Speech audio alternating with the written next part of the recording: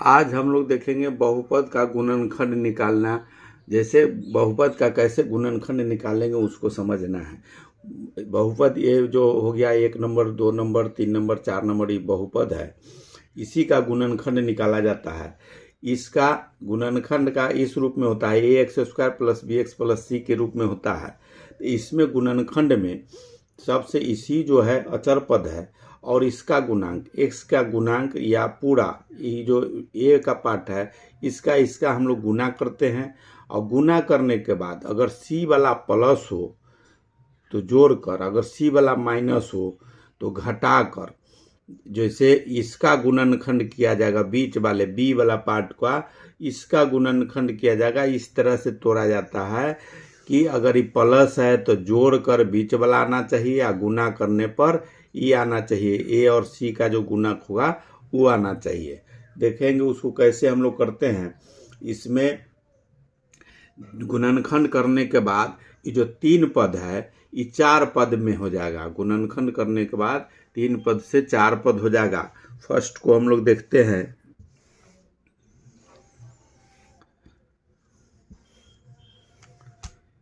जैसे इसका गुणनखंड अगर करना है, 1 नंबर है, इसका अगर गुणनखंड करना है तो सबसे पहले इसका और इसका गुना करेंगे। तो इसका दोनों का गुना करते हैं, इधर x² है और गुना हो जाएगा 8, तो दोनों हो जाएगा 8x²।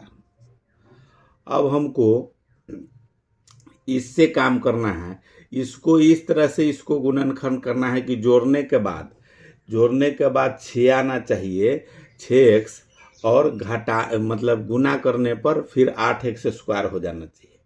दोनों इस तरह से हमको तोड़ना है।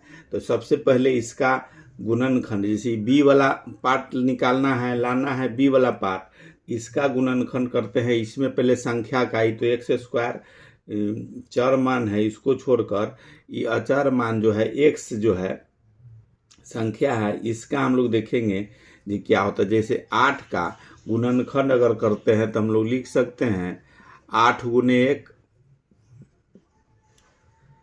या लिख सकते हैं 4 × 2, यही दो गुणनखंड इसका हो रहा है 8 का। तो ये अगर 8 का हो रहा है तो ये देख रहे हैं कि इसमें जोड़ने पर 6x होना चाहिए, 6 पुरना चाहिए जोड़ने पर। तो 8 में 1 जोड़ेंगे तो 9 हो जाएगा। इसमें 4 में 2 जोड़ते हैं तो 6 होता है। अब इसी से लेके हमको काम करना है, देखना है जो गुणनखंड तोड़ने के बाद किस संख्या से जोड़ने पर ये पूरेगा। अगर माइनस रहता तो घटाने पर बीच वाला b वाला जो होना चाहिए सो होगा। तो इसमें 4 और 2 आया है। अब इसी पर गुणनखंड हम लोग इसको बनाएंगे या तोड़ेंगे। 4 और 2 है, इसको हम लोग जैसे सबसे पहला जो संख्या है वो लिखेंगे, x² है तो x² रह जाएगा। उसके बाद इसको हम लोग को तोड़ना है, तो इसमें तोड़े 4 और 2 है तो 2 पार्ट में हो गया है। एक पार्ट यहाँ लिखेंगे 2x और प्लस में 4x और प्लस में 8। अभी दोनों को जोड़ते हैं तो 4 दूनी 8 x हो जाएगा, 4 और 2 6x हो जाएगा। और गुना करेंगे तो 4 दूनी 8x², ये दोनों गुना करते हैं तो 8x² हो रहा है। ये दोनों गुना करेंगे तो ये जो गुना किए हैं a और c उतना पुरना चाहिए, और जोड़ने पर बीच वाला संख्या आना चाहिए। तो यही 4 और 2 6 हो जाएगा। अब इसमें हम लोग कॉमन लेंगे, जो दोनों 2 पार्ट में, इसमें 2 पार्ट कर देंगे इसका और इसका 2 पार्ट इधर कर देंगे। अब दोनों में कॉमन लेंगे, जो दोनों में संख्या रहेगा सो x इसमें भी है, x इसमें भी है, इसमें 2 है इसमें नहीं है, तो x कॉमन ले लेंगे।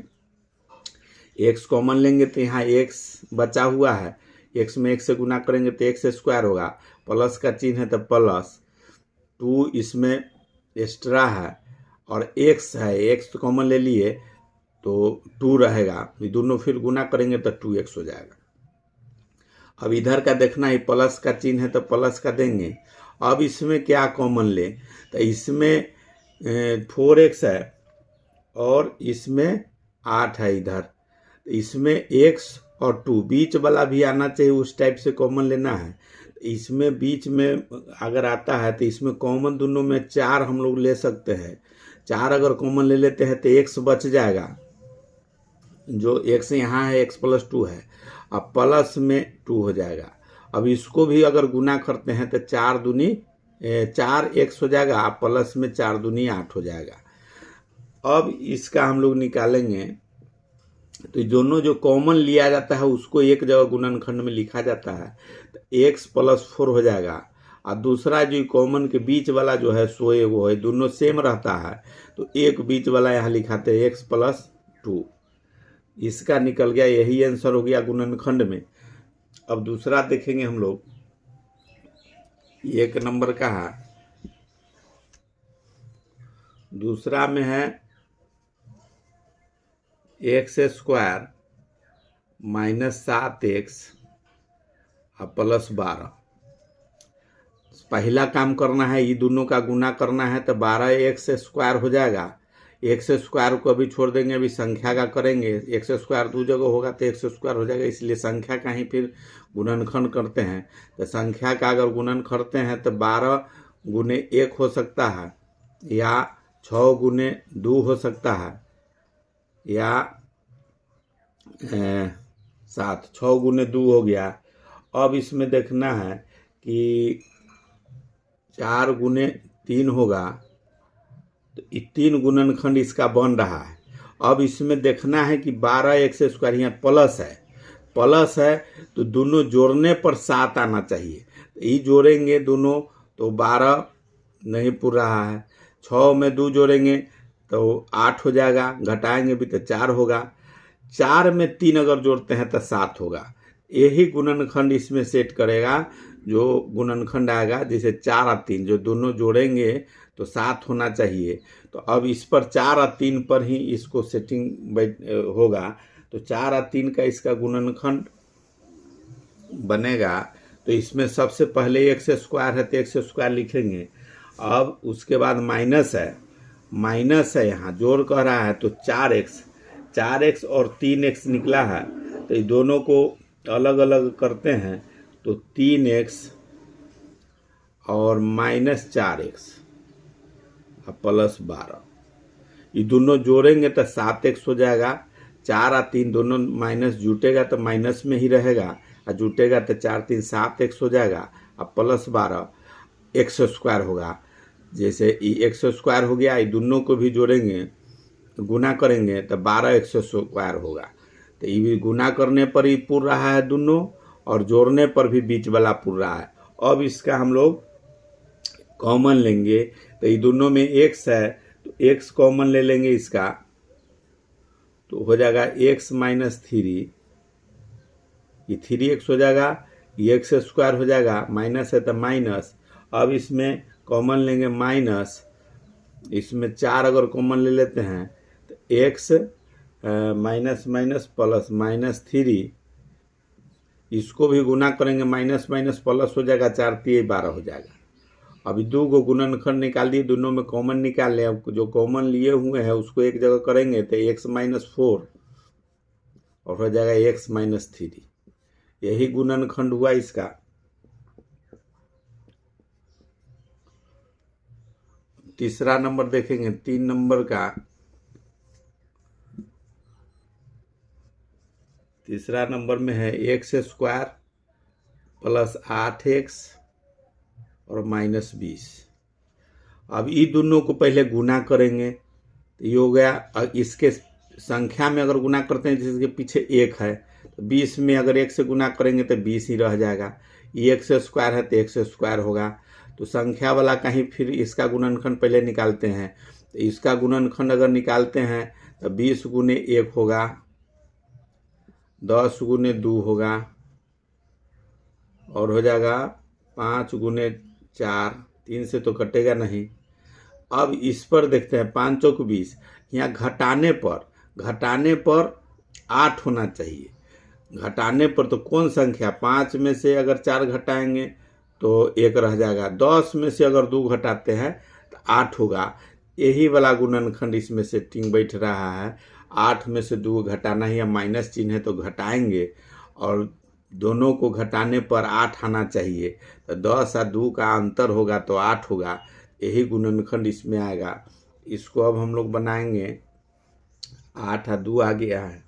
अब इसका एक्स स्क्वायर होगा प्लस एक्स स्क्वायर है और माइनस इसमें करेंगे plus 10x minus 2x minus 20। अभी दोनों को जोड़ मतलब अंतर निकालेंगे। ये माइनस है तो घटेगा एगो में, तो 10 में से 2 जाएगा तो 8x प्लस में रह जाएगा। बड़ा वाला चिन्ह होता है वही रहता है, तो प्लस में है इसलिए बड़ा वाला 10x में प्लस लगाएं।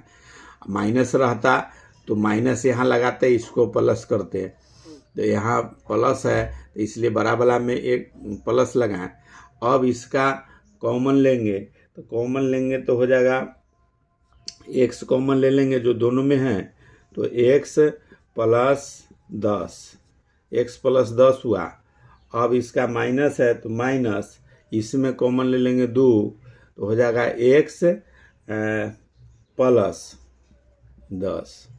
ये दोनों फिर गुना करेंगे तो माइनस प्लस माइनस माइनस 10 हो जाएगा, 20 होगा, 10 दूनी 20। अब दोनों का कॉमन जो है वो एक जगह कर देंगे, तो x माइनस 2 एगो ही गुणनखंड ही हुआ, दूसरा गुणनखंड हो गया x प्लस 10। दूगो गुणनखंड हुआ। यही मेन गुणनखंड में इसमें दोनों बाहर c वाला पार्ट और a वाला पार्ट को गुना करते हैं, और जो संख्या वाला होगा तो एक्स स्क्वायर गुना जब पर करेंगे तो फिर एक्स स्क्वायर होगा। संख्या वाला होता है ये अगर माइनस में है तो घटा कर, प्लस रहेगा तो जोड़ कर, बीच वाला पुरना चाहिए। गुणनखंड जब निकालते हैं दोनों को घटाने या जोड़ने पर तो बीच वाला आ जाना चाहिए, तब गुणनखंड बन जाएगा। अब 4 नंबर देखेंगे। 4 नंबर में है एक्स स्क्वायर, 4 नंबर है एक्स स्क्वायर माइनस 6x और प्लस 9। इसका तोड़ना है जो कैसे होगा, इसको हम लोग तोड़ेंगे तो दोनों का गुना करेंगे तो 9x स्क्वायर होगा। तो ये तो चर मान है, इसको अलग बाद में करेंगे। इसका गुणनखंड निकालेंगे, प्लस है तो जोड़ कर 6 आना चाहिए। गुणनखंड ऐसा हो कि जोड़ कर 6 आना चाहिए। इसका गुणनखंड निकालेंगे तो 9 गुने 1 से करेंगे तो 9। इसमें अगर जोड़ते हैं तो 9 1 10 हो जाएगा, ये नहीं होगा। हो जाएगा 2 से नहीं होगा, कटेगा 3 से कटेगा, 3 3 9, 3 3 9, 4 से भी नहीं कटेगा, तो 3 और 3 हो रहा है। इसको दोनों के जोड़ेंगे तो 6 पुर रहा है। यही जो है गुणनखंड यही आएगा, 3 3 आएगा बीच में। इसको हम लोग को देखना है। एक्स स्क्वायर माइनस 3x फिर माइनस 3x अब प्लस 9। अभी दोनों के जो प्लस है तो दोनों के जोड़ेंगे और चिन्ह माइनस का हो जाएगा, जोड़ेंगे दोनों माइनस है तो 3 3 6x हो जाएगा। ये दोनों का गुना करेंगे तो 3 3 9x स्क्वायर होगा। ये गुना जब दोनों करते हैं तो 9x स्क्वायर होता है। तो ए और सी का जो गुना होता है, गुना करेंगे तो पुरना चाहिए और जोड़ेंगे तो बीच वाला पुरना चाहिए। यही गुणनखंड होता है। जो गुना करेंगे तो ए और सी का जो गुणक होता है वो आ जाना चाहिए, और जोड़ने या घटाने पर बीच वाला आ जाना चाहिए। ये आ गया, दोनों जोड़ेंगे तो 6x होगा, गुना करेंगे तो 9x स्क्वायर है, तो इसका 3 3 9x स्क्वायर हो जाएगा। अब इसमें इसका गुणनखंड लेंगे, x ले लेते हैं कॉमन लेंगे x, तो हो जाएगा x माइनस 3, और फिर इसमें कॉमन ले लेंगे 3 कॉमन लेंगे तो हो जाएगा x और माइनस 3। इसको भी 3 3 9 हो जाएगा, माइनस माइनस प्लस हो जाएगा। अब सेम जैसे इसमें गुना करेंगे तो फिर ऊपर वाला जो लाइन है वो आ जाएगा। अब इसका जो कॉमन लिए है उसको एक जगह करेंगे, x माइनस 3 और x माइनस 3। यही दूगो गुणनखंड हो गया इसका 4 नंबर का। इसी तरह से गुणनखंड कोई भी होगा हम लोग को बनाते हैं। जैसे शुरू वाला जो सी पार्ट है उसका ए पार्ट का पूरा दूना गुना करेंगे। संख्या का जो होगा संख्या बी वाला में अगर ये प्लस है तो जोड़ कर बी वाला पुरना चाहिए। गुणनखंड इस तरह से जोड़े कि दोनों बी वाला है, अगर प्लस में है तो जोड़ के जो दो गुणनखंड निकलेगा करेंगे वो दोनों जोड़ कर पुरना चाहिए बीच वाला। अगर घटाव रहेगा तो घटा कर बीच वाला पुरना चाहिए, या गुना करने पर ये जो ए और सी का जो गुना करेंगे उतना पुरना चाहिए। इसी तरह से हम लोग कोई भी गुणनखंड बनाते हैं